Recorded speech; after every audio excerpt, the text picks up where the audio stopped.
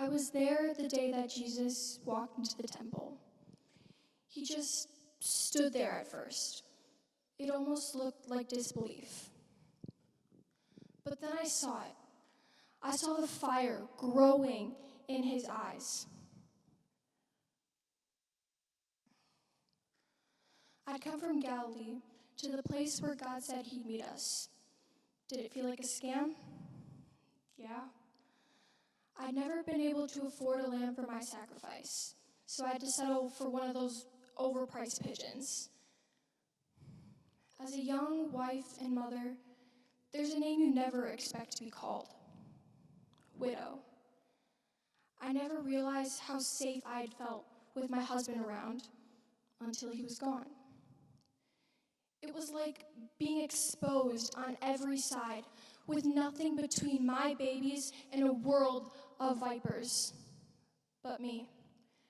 Just me.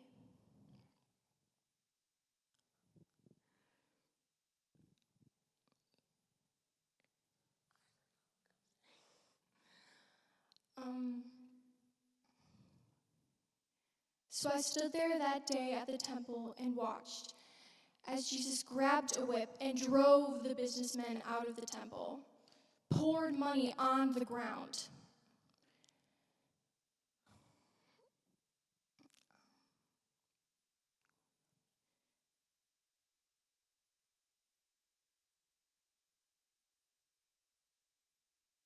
Sorry, I'm having a hard time remembering this.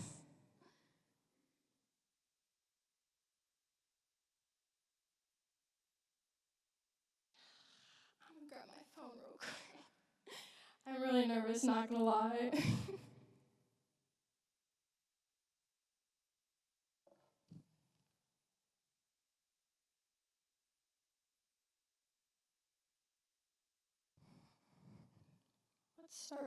So I stood there that day at the temple and watched as Jesus drove the businessmen out of the temple, poured money on the ground.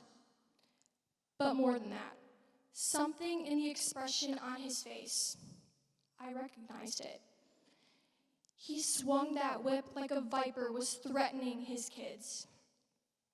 He told them, "Destroy the temple, and in 3 days I will raise it up."